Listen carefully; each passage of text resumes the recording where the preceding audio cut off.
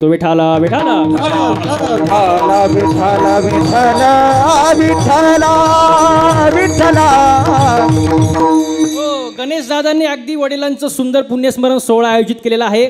आता नीट लक्ष द्या महाराज, वर्तमान काळामध्ये अशी घटना आहे की काही ठिकाणी असं चाललंय की पुण्यस्मरण कशाला करायचं, पुण्यस्मरण वर्ष श्राद्ध 13वी हे जुने कार्यक्रम झाले, हे बंद करा असं भरपूर ठिकाणी मला ऐकायला मिळाले।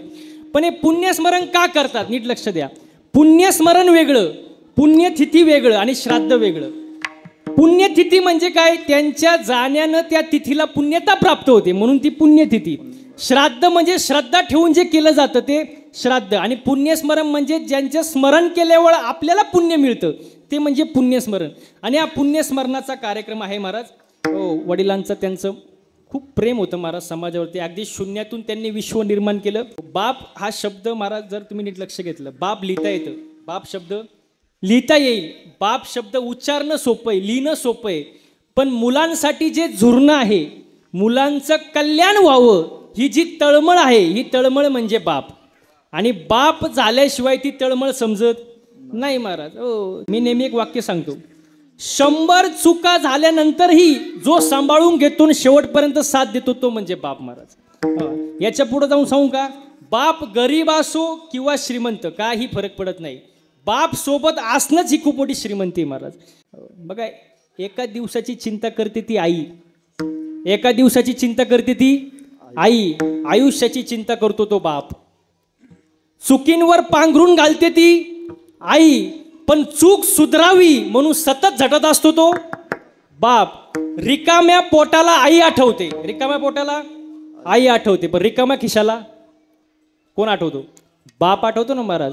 अरे ज्या देवाकडं नवस न करता सर्व इच्छा पूर्ण होतात त्या देवाला बाप असे म्हणतात, म्हणून बापाला जीव लाव महाराज। एक सुंदर कविता आहे महाराज, आई मायेचा सागर ही सत्य आहे कहाणी, पण दुर्लक्षित बापाच्या त्या वेदना कुणी जाणी, बाप नसतो कुणाच्या ध्यानी मनी, बाप माझा वेदनांचा धनी।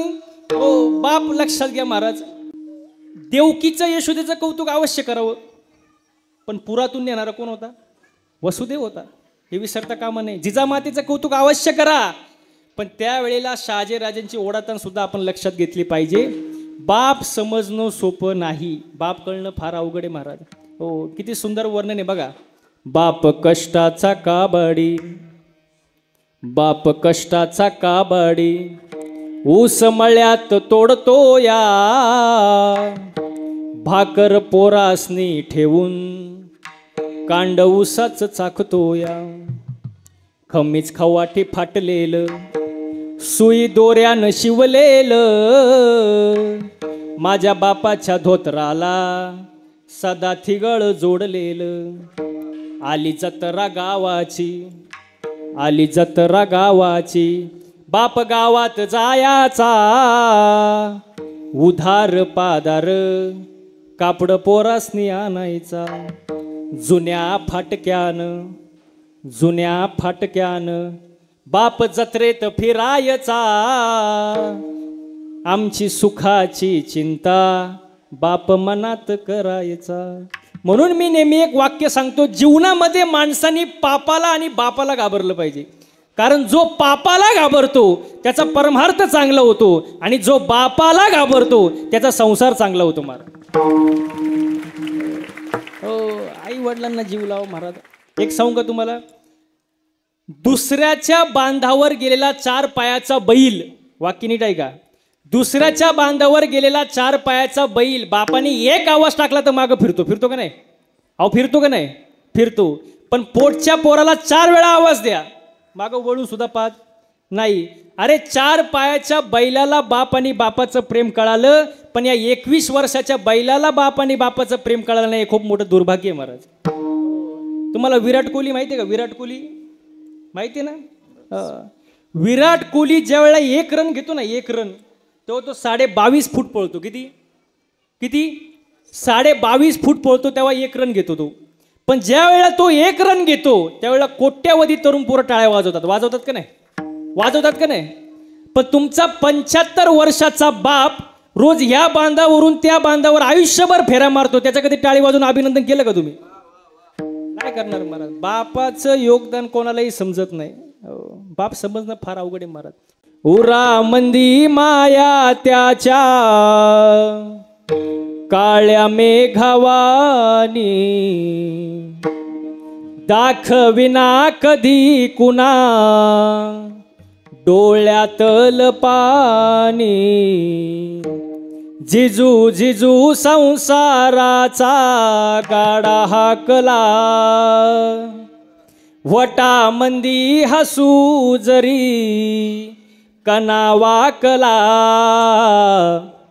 घडीभर तू थांब जरा, ऐक त्याची धापर, लई अवघड हाय गड्या उमगाया बापर. उमगाया बापर, लई अवघड हाय गड्या उमगाया बापर. उमगाया बापर. म्हणून बापाला जीव लावा महाराज. जीवनामध्ये वडिलांचं फार मोठं कष्ट आहे, डोळ्यापुढं आणा महाराज. म्हणून वडिलांवरती प्रेम करा, आई वडिलांना जीव लावा महाराज. माय बाप केवळ काशीनतेने न जावे तीर्थासे. आपल्या हिंदू धर्म संस्कृतीमध्ये 4 लोकांना देव मानले गेले: मातृदेव, पितृदेव, आचार्य देवो भव, आणि पुढं अतिथी देवो भव. हो, आई देव आहे, वडील देव आहे, आपल्याला जे शिक्षण देतात ते गुरुवारी आपले देव आहे. आणि पुढं चौथं काय? अतिथी. अतिथी शब्दाचा अर्थ काय? अतिथी म्हणजे जो कधी तिथी पाहून येत नाही, अचानक येतो, पण त्याला सुद्धा शास्त्रात देव मानले गेले महाराज. मला एक सांगा, पंढरपूरला देव आला कोणामुळं? कोणामुळं? पुंडलिकामुळं. काय केलं होतं त्यांनी? आई वडिलांची सेवा. एवढं कळलं तरी लय झालं महाराज. आपण आई वडिलांना उपाशी मारतून पंढरपूरची वारी करतो. देव कसा पावन महाराज? पाहू शकत नाही. तो देवच आई बापाच्या सेवेमुळे आलाय, हे फक्त आपण ध्यानात घेतलं पाहिजे महाराज. जीवनामध्ये आई वडिलांचं फार महत्व आहे. प्रत्येकाने आई वडिलांना जीव लावला पाहिजे महाराज. याचं पुढं जाऊन सांगतो तुम्हाला. हो, एकतर हा मनुष्यजन्म मिळत नशिबाने आपल्याला मिळालाय महाराज. आपण धन्य आहोत महाराज. एकतर मिळत नाही, मग याची किंमत ठेवा महाराज. हेच जर गेलं तर करायचं काय? आपले डोळे गेले आणि टीव्ही चालू झाला, काय किंमत आहे? आपले गुडघे गेले, गुडघे, आणि दारासमोरून दिंडी चालली, काय उपयोग आहे का? मग ह्याला जपा महाराज. हे असेल तर सगळे महाराज. हो, धन्यता व्यक्त. तुकोबारा आजच्या अभंगामध्ये धन्यता व्यक्त करतात. धन्यता की नरदेह मला मिळालाय, मी धन्य आहे. लोक धन्य कशाला म्हणतात? विहिरीला पाणी लागलं, धन्य झालो बा. लॉटरी लागली, धन्य झालो. लग्न झालं, धन्य. मुलं झाला, अहो ते होणारच आहे ना महाराज. धन्यता कशाला म्हणतात? जे कोणालाही मिळालं नाही पण मला मिळालंय, ह्याला धन्यता म्हणतात. तुकोबारा म्हणतात, नरदेह मिळाला, मी धन्य झालो. य लोकेचा हा देह देव इच्छिता ती पाय. देवांना मिळत नाही पण मला मिळालं, म्हणून मी कसं झालो? धन्य झालो. आणि धन्य झालो म्हणून मी काय करू? धन्य आम्ही जन्म आलो, दास विठोबाचे झालो. विठोबाचे दास झालो महाराज, धन्य झालो. हो, आणि या आयुष्यामध्ये आल्यानंतर सच्चिदानंद पदवी घेणे. सच्चित आणि आनंद. आता आनंदाचे प्रकार आहे: आनंद, अत्यानंद, ब्रह्मानंद, प्रेमानंद, विषयानंद. जन्माला आला आनंद, जन्माला आला आनंद. कशाला आला? अत्यानंद.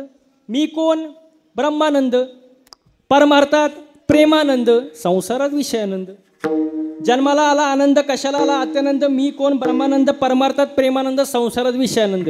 आता समजा महिला मंडळ, तुम्हाला मी एक प्रश्न विचारतो. समजा तुम्हाला देवी प्रसन्न झाली, होणार नाही पण असं समजायचं की झाली बाबा. बोलत जा बरं का, म्हणजे तुम्हाला समजेल.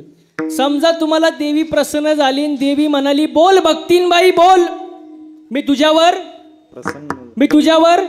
प्रसन्न आहे. आवाज होते बरं का, मी तुझ्यावर प्रसन्न आहे. बोल, तुला कुठं जायचंय? स्वर्गाला जायचंय, नरकाला जायचंय का वैकुंठाला जायचं? कुठं जायचं? आता बोला पटकन, तुम्हाला कुठं जायचंय? तुमच्याशी कोण बोलते आता? हा, देवी बोलते. बोला पटकन, कुठं जायचंय? त्या गाडीचा ड्रायव्हरच मी, असं समजा, फक्त बोला. कुठं जायचं? स्वर्गाला जायचं का? हा, स्वर्ग, वैकुंठ, नरक, पटकन बोला. कुठं जायचं? कुठं? वैकुंठाला जायचंय. आता ऐका बरं का, ती ताई म्हणली वैकुंठाला जायचं. आता वैकुंठाला जायला तप करावं लागतं. काय करावं लागतं? काय करावं लागतं? पुरुष मंडळी बोला. तप. वैकुंठी जावया तपाचे. आणि तप हे 16 प्रकारचे आहेत. आपल्याच्याने एकही तप होणार नाही, म्हणून वैकुंठाला जायची भाषा करायची. म्हणून वैकुंठ कॅन्सल. आता हा कुठं जायचं? बोला पटकन. हा स्वर्ग. स्वर्गाला जाण्यासाठी पुण्य करावं लागतं. आता नीट लक्षात द्या बरं का. स्वर्गाला जायला काय करावं लागतं? पुण्य. त्याला ओवी आहे. मग त्या पुण्याची पावटी सरे, सवेची इंद्रपणाची उटी उतरे, मग येऊ लागते माघारी मृत्यू लोका. जोपर्यंत पुण्य तोपर्यंत स्वर्गात. पुण्य संपलं परत मग परत जर खाली यायचं तर स्वर्गाला जायचं कशाला? स्वर्गाला जाऊ शकत नाही, कॅन्सल. मग आता राहिलं काय? आवाज येऊ द्या. हा नरक. आता ऐका, नरकाला जायला पाप करावं लागतं. नरका जाणे तेने पाप आचरावं. नरकाला जायला काय करावं लागतं? पाप करावं लागतं. आता तुम्ही रोज तुळशीला पाणी घालताय, कीर्तनाला बसताय, पाहुण्यांचा सत्कार करताय, जेवायला घालताय, दारादाराला पाणी. हे पुण्याचं काम आहे का पापाचं? मग तुम्ही नरकालाही जाऊ शकत नाही, मग तुम्ही वैकुंठालाही जाऊ शकत नाही. ऐका बरं का, स्वर्गालाही जाऊ शकत नाही, नरकालाही जाऊ शकत नाही. मग मला पटकन उत्तर द्या, तुम्हाला जायचंय कुठं? बाबा म्हणतात कुठंच जाऊ नका, फक्त घरी नीट राहा. चला आता तुमचं झाला तर तुम्हाला देव प्रसन्न झाला. आणि देव प्रसन्न झाल्यानंतर देव म्हणला बोल भक्ता बोल, तुला काय पाहिजे? मुक्ती पाहिजे, मोक्ष पाहिजे का सिद्धी पाहिजे? बोला पुरुष मंडळी, काय पाहिजे तुम्हाला? देव बोलतो तुमच्याशी, पटकन बोला. मोक्ष पाहिजे, मुक्ती पाहिजे का सिद्धी पाहिजे? काय पाहिजे? सिद्धी. दिली तुम्हाला सिद्धी. चला, हात लावेल तिथं सोनं, हात लावेल तिथं सोनं. जेवायला बसला, चपातीला हात लावली, सोन्याची. लावला पप्याच्या आईला हात, पप्याची आई सोन्याची, बॉम्बला. मग ही सिद्धी काय कामाची आहे का? नाही, सिद्धी कॅन्सल. आता राहिलं मोक्ष मुक्ती. बोला पटकन. मोक्ष पाहिजे, मुक्ती पाहिजे. काय पाहिजे? मोक्ष पाहिजे का? हा, मोक्ष या शब्दाचा अर्थ समजून घ्या. आध्यात्मिक दुःखा. आता दुसरा मुद्दा, जन्माला आलो तर एक ना एक दिवस जावाला. जन्माला आलाय तो एक ना एक दिवस जाणार आहे. माझा एक साधा सरळ प्रश्न आहे, महिला मंडळ पुरुष मंडळी सगळ्यांना, फक्त उत्तर द्यायचं नीट. माणसाने मरावं किंवा नाही? नीट 5 मिनिटं घ्या, काय आपल्याला काही नाही. माणसाने मरावं किंवा नाही? हा, मरावं. हा बरं, आता मी देऊ का उत्तर? तुम्ही नाही जरी म्हणले तरी मरणार, आणि हा जरी म्हणले तरी मरणार. ते कोणाला चुकलं नाही ना महाराज, प्रत्येकाला जावंच लागणार आहे महाराज. पण आणि ते ओवी महाराज, उपजेते नाशे, नाशिले ते पुनरुपजे, एका ठिकाणी जसे परब्रह्म का. म्हणजे जन्माला आला तो एक नाही दिवस जाणार आहे. आता पुढचा मुद्दा आहे का, माणसाने मरावं कधी, याचा सुद्धा उल्लेख आहे.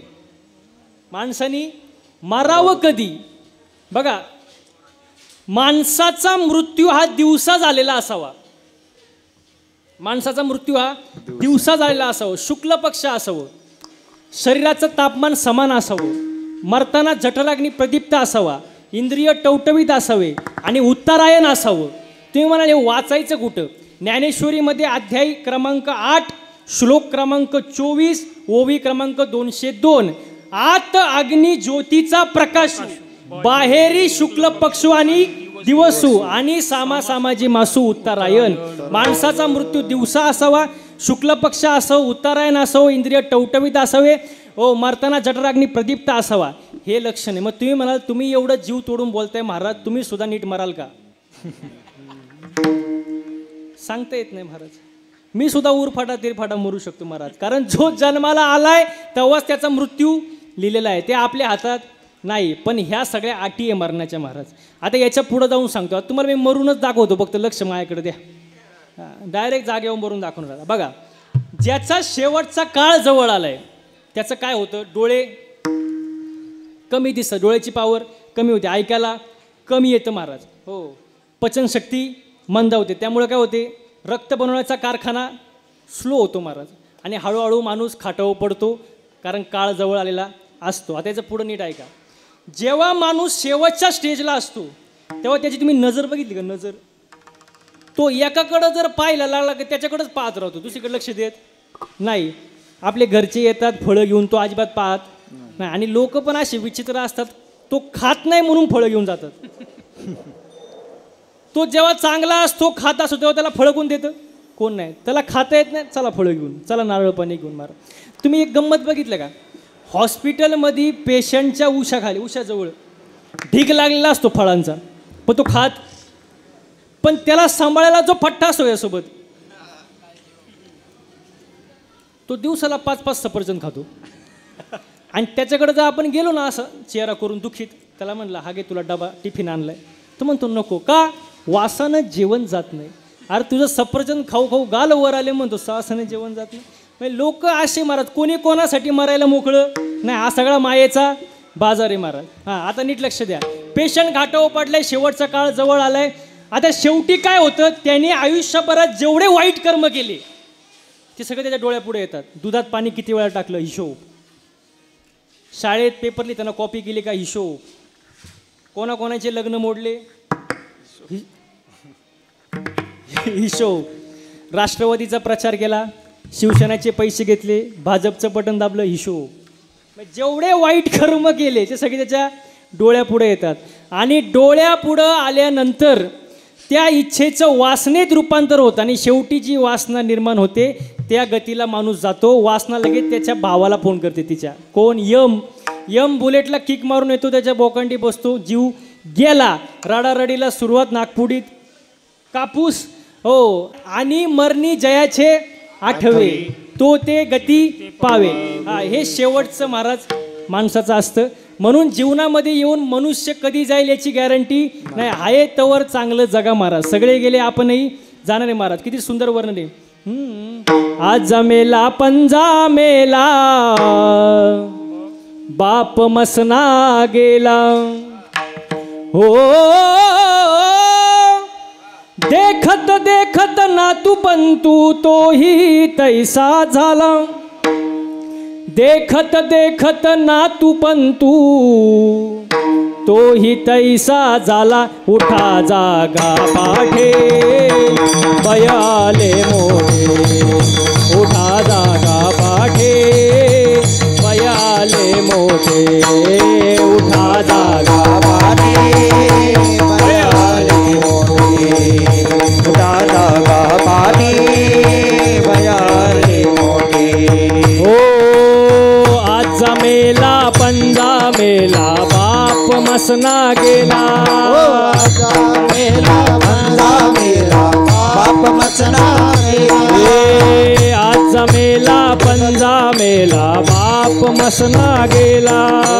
आज मेला पंजा मेला, बाप मसना गेला. हो देखत देखत देखत देखत देख देखत नातू बंधू तोही तैसा झाला. देखत देखत नातू बंधू तोही तैसा झाला. देखत देखत नातू बंधू तोही तैसा झाला.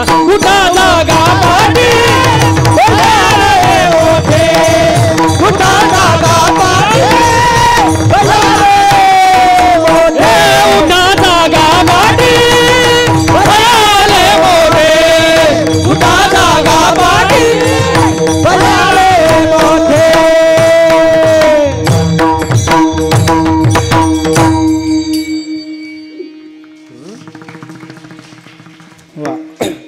हो सगळे गेले, आजे गेले, पंजे गेले, आपणही जाणार आहे महाराज. म्हणून जाता जाता चांगलं वागा महाराज. आयुष्याचा नाश करू नका महाराज. हो लोक यमाला नावं ठेवतात. यमाला, यमलई वाईट आहे. माझ्या वडिलांना घेऊन गेला, बायकोला घेऊन गेला, भावाला घेऊन गेला.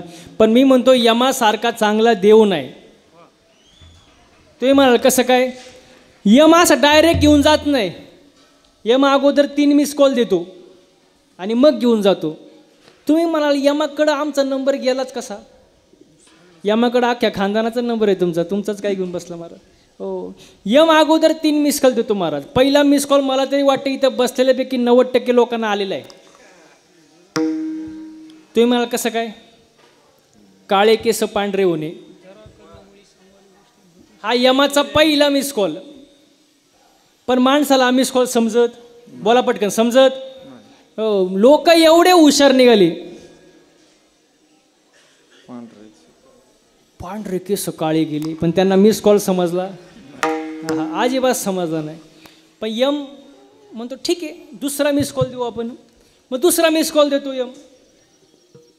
डोळ्याची पावर पार कमी करून टाकतो. अंधुक दिसतं लांबचं दिसत नाही. पण लोक हुशार लोकाला मिस कॉल समजला. लोकांनी डोळे तपासून चष्मा घातला पण मिस कॉल समजला नाही. मग शेवटी यम म्हणतो एक शेवटचा चान्स देऊ. शेवटचा मिस कॉल. सगळे दात पाडून टाकतो. पण लोक हुशार काय करतात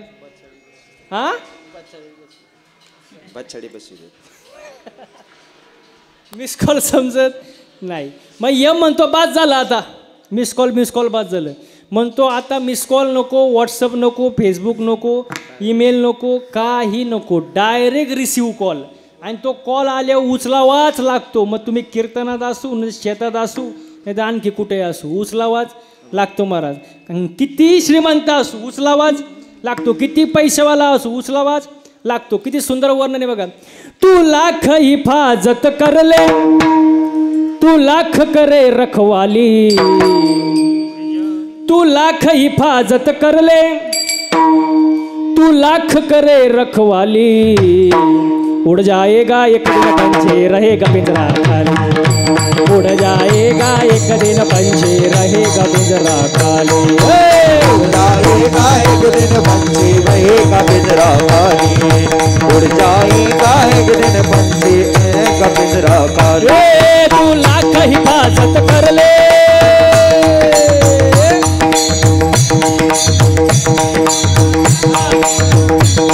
तू लाख हिफाजत कर ले तू लाख करे रखवाले.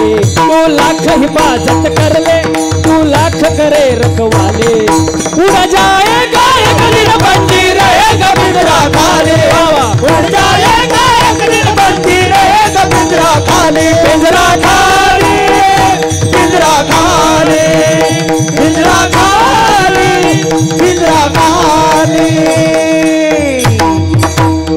पिंजरा खाली.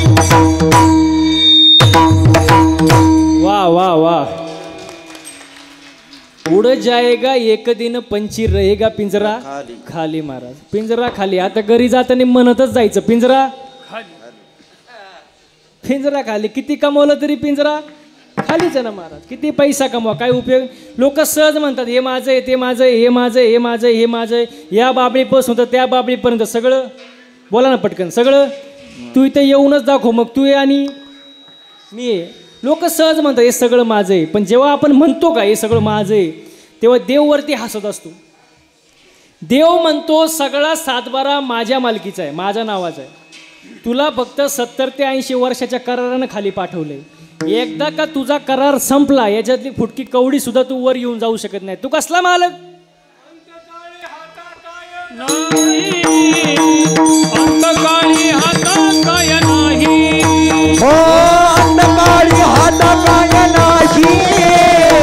अंतकाळी हातात काय नाही. कैसा संसार पाहता पाहता अंगणाची पाय कैसा संसार पाहता पाहता या संसार पाहता पाहता अंतकाळी हातात काय नाही.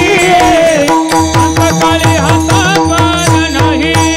हो अंतकाळी हातात काय नाही. अंतकाळी हातात काय नाही. नाही अंतकाळी आता काय वा वा वा. अंतकाळी काय नाही महाराज. सगळं अवघड आहे महाराज.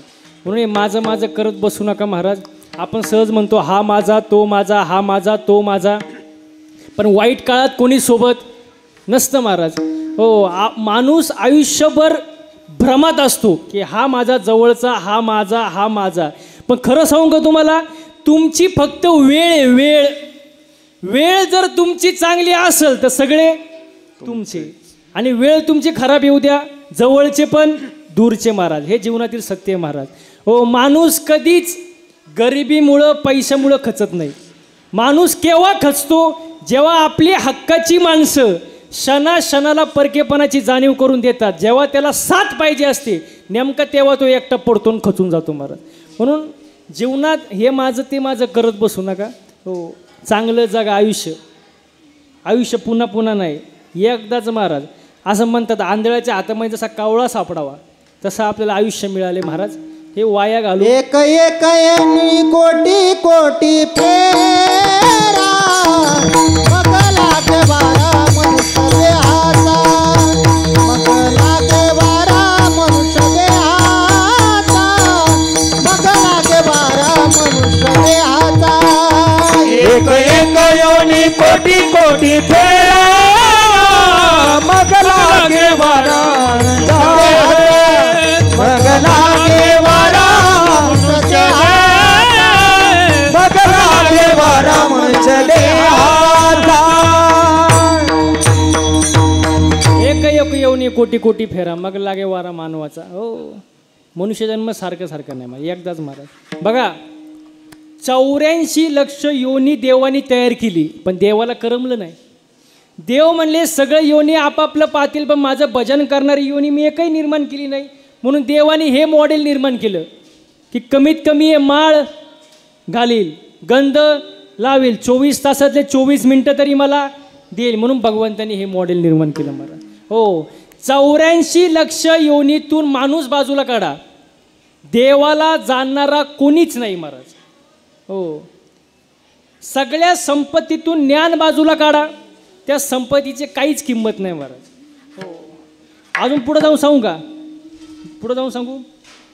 सुंदर शरीरातून श्वासोश्वास बाजूला काढा, शरीराची किंमत शून्य आहे महाराज. याच्या पुढे जाऊन सांगतो, ऐका, थोडं जड आहे पण ऐका.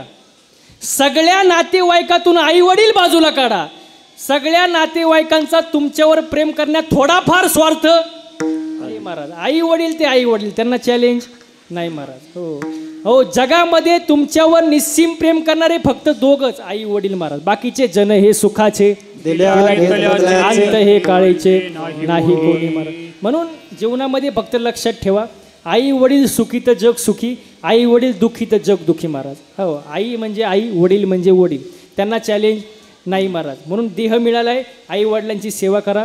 हो, जीवनामध्ये सगळ्या गोष्टी होतात. जगाच्या बाजारात तुम्हाला सगळं मिळेल पण आई वडील मिळणार नाही. त्यांचे कष्ट विसरू नका. देह दिलाय, देवाची भक्ती करा, देवाचं नामस्मरण करा. हा देह बघा, जनावर जर मेलं, जनावर तर त्याचं काय होतं,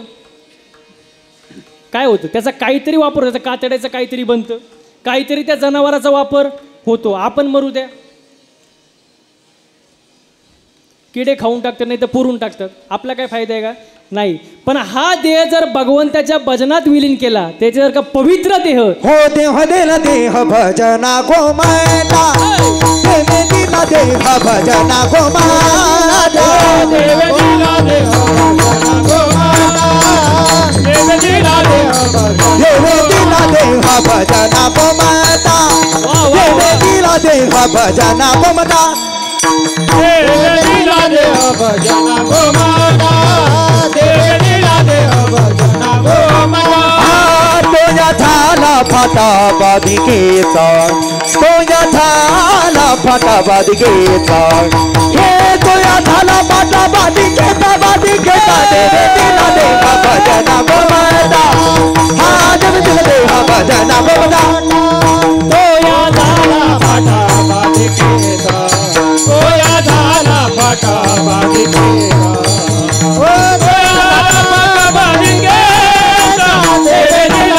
भजना गोमाता, भजना गोमाता, देव दिला दे हा भजना गोमाता, तुला झाला बाटा, हे तुला झाला बाटा बाधिकेचा, देव दिला दे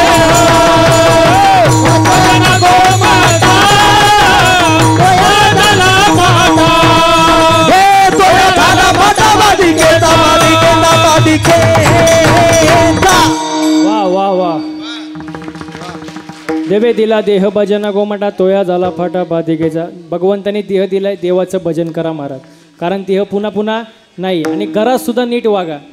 हो, कीर्तनातून थोडंफार समाज प्रबोधन झालं पाहिजे. हो, घरामध्ये चांगलं वागलं पाहिजे माणसाने. हो, पती पत्नीने सुद्धा प्रेमानं वागलं पाहिजे, कारण पती पत्नी म्हणजे मोटरसायकल. पुढचं चाक म्हणजे पती, मागचं पत्नी, पुढचं नवरा मागचं बायको. पण मागचं चाक थोडं भाव खातं, कारण मागच्या चाकाला असं वाटतं चैन मागच्याच चाकाला आहे, पण ते थोडं भाव खातं. पण इथं मी सांगतो मागच्या चाकानं भाव खायची गरज. तुम्ही म्हणाल का, हँडल पुढच्या चाकाला आहे ना. पुढचं चाक खड्ड्यात गेलं, मागचं खड्ड्यातच जाणार ना. मग बॅलेन्स महत्वाचं आहे. घरामध्ये प्रेमाने राहा एकमेकांसोबत. मी नेहमी एक वाक्य सांगतो, बायको अशी असावी की तिने नवऱ्याकडे कधीच काही मागू नये. आता तरी खुश व्हा. बायको अशी असावी की तिने नवऱ्याकडे कधीच काही मागू नये, पण नवरा असा असावा तिला कधी मागण्याची वेळच येऊ देऊ नये. ते माहिती आहे टाळ्या कुठं वाजल्या फक्त. मी पहिलंच सांगितलं बॅलेन्स महत्वाचं आहे. एकमेकांना सांभाळून घ्या, प्रेमाने राहा महाराज. बाकी काय महाराज आयुष्यामध्ये घरात भांडणं करू नका महाराज. एक वाक्य सांगू का तुम्हाला पटेल बघा. घरगुती भांडणांमध्ये कधीच कोणी जिंकत नाही आणि कधीच कोणी हरत नाही. फक्त घरातील शांतता आणि आनंद कायमचा गमावला जातो महाराज. म्हणून घरात शांतता पाहिजे, घरात प्रेमाने राहा महाराज. हो, घरात भांडणं करू नका. घर असावं घरासारखं, नुसत्या नसाव्या भिंती, आणि तेथे असावा प्रेम जिवाळा, नको त्या नुसत्या नाती महाराज. घरामध्ये आनंदाचं वातावरण पाहिजे महाराज. ज्या घरामध्ये विचार श्रेष्ठ आहेत, ज्या घरामध्ये आचरण चांगलं आहे, ज्या घरामध्ये मोठ्यांचा आदर होतो आणि ज्या घरामध्ये लहानांना समजून घेतलं जातं, ते घर कोणत्याही मंदिरापेक्षा कमी नाही. हो, घरात आनंदाचं वातावरण ठेवा, एकमेकांना समजून घ्या, प्रेमाने राहा महाराज. हो, घरात गेल्यानंतर प्रसन्न वाटलं पाहिजे महाराज. हो, आणि सुधारणा घरापासूनच असते ना. Charity begins at home. घरापासून सुधारणा झाली पाहिजे महाराज. हो, कारण घर जर व्यवस्थित नसेल तर तुम्ही परमार्थ काय करणार. हो, त्याप्रमाणे ना संसार प्रपंच करून परमार्थ साधावा महाराज. म्हणून दोन्ही गोष्टी वेळेत झाल्या पाहिजे, व्यवस्थित झाल्या पाहिजे. आयुष्य पुन्हा पुन्हा नाही, तो फक्त एकदाच आहे. आपल्याला आयुष्य जाते आहे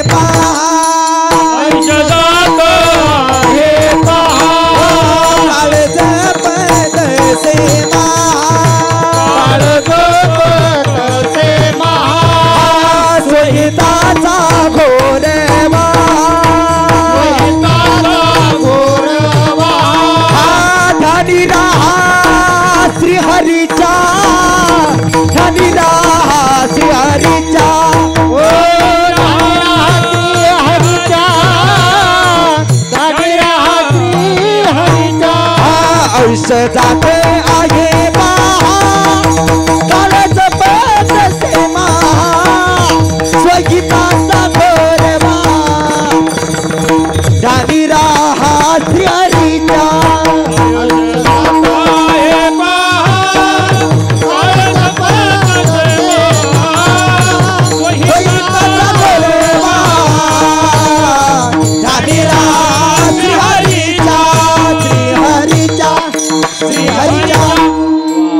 मनुष्य जन्म मिळालाय, धन्य झालो महाराज. म्हणून मनुष्य जन्मात येऊन कमीत कमी देवाची भक्ती करा, माळ घाला, तुळशीची माळ. तुळशीची माळेची किंमत सांगू का तुम्हाला. गळ्यात तुम्ही कितीही सोनं घाला, कितीही सोनं घाला, ते अहंकार दाखवल्याशिवाय राहणार नाही. पण गळ्यात तुळशीची माळ घाला, सगळं जग रामकृष्ण हरी म्हणून वाकल्याशिवाय राहणार नाही. हो हो, सगळ्या जगाला वाकवायची ताकद माळकऱ्यात आहे महाराज. किती मोठा लखपती श्रीमंत असू द्या, माळकऱ्या पुढं वागतोच महाराज. हो, म्हणून माळकऱ्याची ताकद आहे महाराज. तुळशीची माळेची ताकद आहे महाराज. तुळशीची माळ घाला, भगवंताचं नामस्मरण करा, जन्माला आल्याचं सार्थक करून द्या. मनुष्य जन्म मिळाला धन्य आहे, धन्य आम्ही जन्म आलो, दास विठोबाचे झालो. सगळ्यांनी एकदा हाताने टाळे वाजवायचे आणि मुखानं गोड भजन करायचं. विठोबार कुमाये हो बार कुमाये बार कुमाये विठोबार कुमाये बार कुमाये विठोबा रखुमाई जय जय विठोबा रखुमाई जय जय विठोबा रखुमाई विठोबा रखुमाई जय जय विठोबा रखुमाई विठोबा रखुमाई हरि दे दे हरि दे दे विठोबा रखुमाई जय जय जय जय जय जय जय जय विठोबा रखुमाई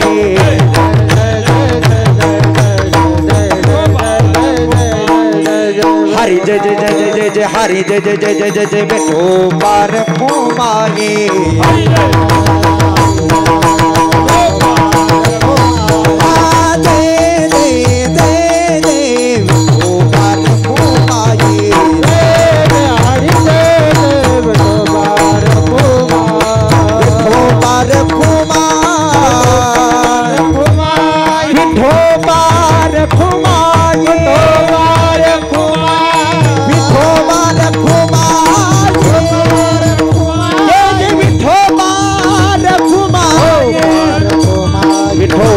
रखुमाई आवाज विठोबा रखुमाई विठोबा रखुमाई जय जय विठोबा रखुमाई जय जय जय विठोबा रखुमाई जय जय विठोबा रखुमाई जय जय विठोबा रखुमाई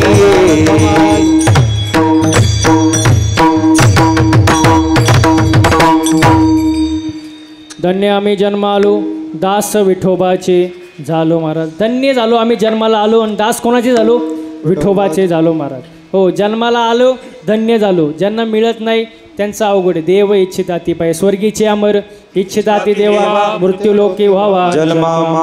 हो मिळालंय ना धन्य महाराज. आणि किती प्रयत्न केला एक दिवस जायचंच आहे महाराज. तुम्ही किती प्रयत्न करा किती प्लॅनिंग करा एक दिवस जायचंच आहे महाराज. तुम्हाला उदाहरण देतो शेवटचे 15 मिनिटं राहिलेत नीट लक्ष द्या. हिरण्यकशिपू सर्वांना माहिती. हिरण्यकशिपूने घोर तपश्चर्या केली. तपश्चर्या केल्यानंतर ब्रह्मदेवाला प्रसन्न केलं. प्रसन्न केल्यानंतर ब्रह्मदेव म्हणले मी तुझ्यावर प्रसन्न आहे माग तुला काय पाहिजे. हिरण्यकशिपू म्हणाला मला अमर करा. काय करा अमर. ब्रह्मदेव म्हणले काय मागतो तू. मला सुद्धा एक ना एक दिवस जावं लागणार आहे. मी तुला अमर करू शकत नाही. जरा विचार करून दुसरं काहीतरी माग. पर हिरण्यकशिपू हुशार होता. तो म्हणला देवा तुम्ही जर मला अमर करू शकत नाही तर एक गोष्ट करा. मला आकाशात मरण नको जमिनीवर मरण नको घरात मरण नको घराबाहेर मरण नको दिवसा मरण नको रात्री मरण नको अस्त्राने मरण नको शस्त्राने मरण नको.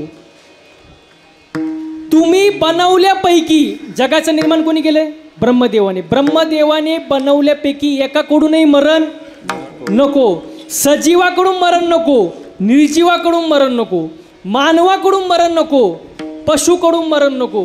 आणि शेवटी म्हणतात 12 महिन्यामध्ये एकही महिन्यात काय प्लॅनिंग केलं सांगितलं कशुपूने. ब्रह्मदेव म्हणले तथास्तु. आता एवढं सगळं मिळाल्यानंतर कोणालाही वाटणं आपण काय झालो काय झालो अमर झालो. हिरण्यकशिपूला तेच वाटलं आपण काय झालो अमर झालो. लगेच त्यांनी सांगितलं आजपासून देवाची भक्ती बंद यज्ञ बंद ब्राह्मण ब्रिह्मण काही चालणार नाही. सगळ्यांनी एकच म्हणायचं. काय म्हणायचं हिरण्यकशिपू की जय. जमला आता. पण सर्वांना कथा माहिती आहे महाराज. त्यांच्याच पोटी कोण जन्माला आलं भक्त प्रल्हाद. आणि भक्त प्रल्हादाचं अखंड देवाचं भजन चालू. लोक म्हणायला लागले तुम्ही आम्हाला देवाचं भजन बंद करायला सांगितलं तुमचंच पोरगं देवाचं भजन करतंय. हिरण्यकशिपूने प्रल्हादाला भरपूर समजावलं पण प्रल्हादाने ऐकलं नाही. सगळ्यांना माहिती आहे त्याला मारण्यासाठी काय काय केलं पण शेवटी देव त्यारी त्याला कोण मारी.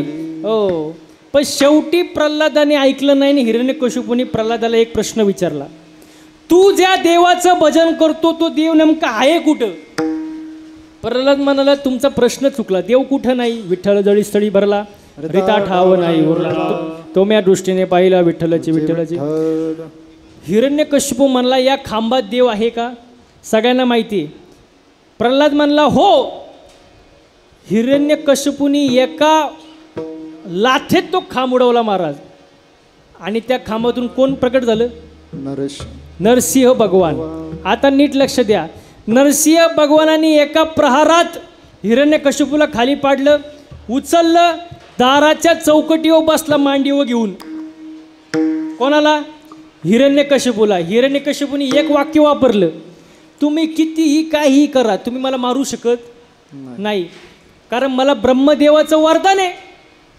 देव म्हणले तुझं वरदान काय? पटकन सांग. हिरण्यकश्यपू म्हणला मला आकाशात मरण नको, जमिनीवर मरण नको. देव म्हणला बावळाटा, तू नाही आकाशात आणि नाही जमिनीवर, तू माझ्या मांडीवर आहे, पुढं बोल. दुसरं वरदान, मला दिवसा मरण नको, रात्री मरण. देव म्हणले हा दिवस नाही आणि रात्री नाही, हे संध्याकाळची वेळ आहे, पुढं बोल. तो म्हणला देवा मला अस्त्राने मरण नको, शस्त्राने मरण नको. देव म्हणले तुला मारायला मी काही AK-47 रायफल पिस्तूल गन घेऊन नाही आलो, नखांनी मारणार आहे मी, पुढं बोल. तो म्हणला देवा सजीवाकडून मरण नको, निर्जीव. देव म्हणले नख सजीव आहे का निर्जीव आहे? बोला पटकन. नख सजीव आहे का निर्जीव आहे? हा हा सजीव. मग कापल्यावर रक्त का नाहीत? आणि तुम्ही जर म्हणले निर्जीव तर वाढतात कसे काय? तुम्ही आता घरी गेल्यावर विचार करा, त्याला टाईम नाही मला आता. हिरण्यकश्यपू म्हणला देवा तुम्ही बनवल्यापैकी एकाकडूनही मला मरण नको. आता नरसिंह कोणाचा अवतार आहे? भगवान विष्णूचा. आणि ब्रह्मदेवाची उत्पत्ती कुठून झाली? विष्णूच्या नाभीतून. म्हणजे ब्रह्मदेवाला बनवणारे विष्णू आहे. प्रश्न संपला. शेवटचं, 12 महिन्यामध्ये एकही महिन्यात मरण नको. देव म्हणले मला माहित होतं, म्हणून तुझ्यासाठी मी स्पेशल महिना काढलाय. हा धोंड्याचा, धोंड्याचा जावायचा महिना, 13वा अधिक महिना. म्हणजे सगळ्या वरांचा मान ठेवून हिरण्यकश्यपूचा वध केला. सांगण्याचं तात्पर्य कितीही प्लॅनिंग करा तुम्ही की मला मरायचंच नाही बुवा, जावं तर लागणारच आहे. मग जर जावंच लागणार आहे तर आयुष्यात असं काहीतरी करा. काय करा? अभंगाचं 3रं चरण. आयुष्याच्या या साधने, आयुष्याच्या या साधने, आयुष्याच्या या साधने सच्चिदानंद पदवी घेणे. जीवनात येऊन असं काहीतरी करा की देवाच्या पदापर्यंत पोचू महाराज. कारण जन्म सारखा नाही महाराज. जीवनात येऊन एक गोष्ट लक्षात घ्या, एक तर देह मिळालाय त्या देहाची गॅरंटी नाही. नशिबाने मिळालाय तर धन्यता व्यक्त करा. धन्य आम्ही जन्म आलो, दास विठोबाचे झालो, विठोबाचे दास व्हा. दास या शब्दाचा अर्थ काय? आपल्या इथे दास कोणाला म्हणतात? मी एका कीर्तनात पोराला विचारलं दास म्हणजे काय? तुम्हाला मच्छर. त्याला दास आणि दास मधलाच फरक कळला नाही. असो, दास म्हणजे काय आपली इथे कोणाला म्हणतात? हा पडलेलं काम करणं, याला दास. पण एक सांगू का, परमार्थात जो दास होतो त्याचाच परमार्थ होतो महाराज. हा परमार्थात दास झालं पाहिजे. दास विठोबाचे झालो, आयुष्याच्या या साधने सच्चिदानंद पदवी घेणे. धन्य आम्ही जन्म आलो, दास विठोबाचे झालो. म्हणून देह मिळाल्यानंतर, देहाचं सार्थक केल्यानंतर स्वर्ग नरक वैकुंठ काही गोष्ट नाही महाराज. माणूस स्वर्गापर्यंतही जाऊ शकतो. आता खरं जर पाहायला गेलं ना, खरं स्वर्ग वैकुंठ नरक सगळं इथंच आहे, पण म्हणायला स्वर्ग कुठं? वरती महाराज. हो मला सांगा, देव कुठं? वरती. आणि ज्या वेळेला संकट येतं, धर्मावर ग्लानी येते, तेव्हा देव कुठून येतो? वरून. कुठं? खाली. पण देव वरून खाली कधी येतो? जेव्हा खालचे पार खाली जातात, पार धर्माचं पटांगण करून टाकतात, मग खालच्यांना देव वर घेऊन जातो. विठाला विठाला विठ्ठला विठ्ठला. म्हणून देवाची भक्ती करा महाराज. महिला मंडळ मंदिरात जाता का तुम्ही? मंदिरात जाता का? हो जाता का? मग कधी मी घरी गेल्यावर सांगणार का मला? काय मागता देवाकडं? हा सुखी ठेवा. सुखी काय? सुखी भेळ. सुखी आम्हाला आवाज येऊ दे ना. सुखी ठेव कोणाला? देवाला. आम्हाला बाकीच्यांना म्हणजे आपलं जे मागणं आहे ते स्वार्थी का नाही. जे काय पाहिजे ते मला, सुख मला, संपत्ती मला, ऐश्वर्य मला, बायकापूर सगळं मला आणि बाकीच्यांना. म्हणजे दुसऱ्याची दाढी जळाली तरी चालेल पण त्याच्यावर आपली बिडी पेटली पाहिजे. सगळ्यांचं भलं कर सुरुवात. मग आपण स्वार्थी झालो का नाही. आपलं मागणं वेगळं महाराज, आपलं मागणं स्वार्थ आहे महाराज. पण संतांचं तसं नसतं. जगाच्या कल्याणा संतांच्या विभूती देह कष्ट वेती परोपकारी. एकनाथ महाराजांचं मागणी बघा. प्रेम सुख देई प्रेम सुख दे, प्रेम सुख देई प्रेम सुख दे, प्रेम सुख देई प्रेम सुख दे, प्रेम सुख देई प्रेम सुख देई, प्रेम सुख देई प्रेम सुख दे,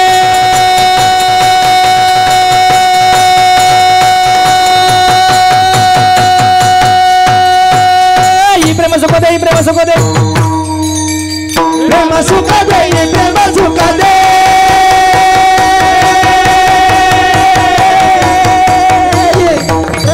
प्रेम सुख देई प्रेम सुख देई, प्रेम विना नाही समाधान समाधान समाधान.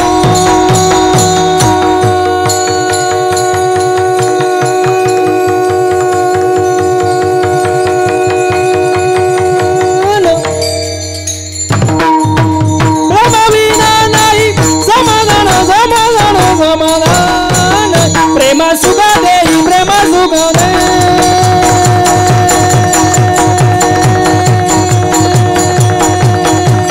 प्रेम सुख देई प्रेम सुख दे, प्रेम विना नाही समाधान समाधान समाधान, प्रेम विना नाही समाधान समाधान समाधान, प्रेम सुख देई प्रेम सुख देई, प्रेम सुख देई वा वा वा लय प्रेम झालं महाराज मंडळी. प्रेम सुख दे प्रेम सुख दे, प्रेमाविना नाही समाधान. समाधान पाहिजे महाराज. आणि आज माणसाला काय नाही, काय नाही. दुसऱ्याच्या दारात नवीन इनोवा गाडी पाहिली, नवीन दुसऱ्याच्या दारात, याच्या छातीत चमक आली. बघता काय मायक मेलं ते. मेल्यानंतर बाकीचे म्हणले गाडी पाहुण्यांची होती.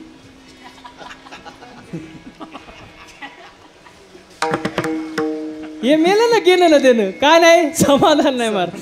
जीवनात समाधान फार महत्वाचं आहे महाराज. समाधान नसेल तर काय फायद्याचं नाही महाराज. समाधानी आयुष्य जगा, चांगलं जगा, भगवंताची सेवा करा, भगवंताचं नामस्मरण करा, जन्माला आल्याचं सार्थक करून घ्या.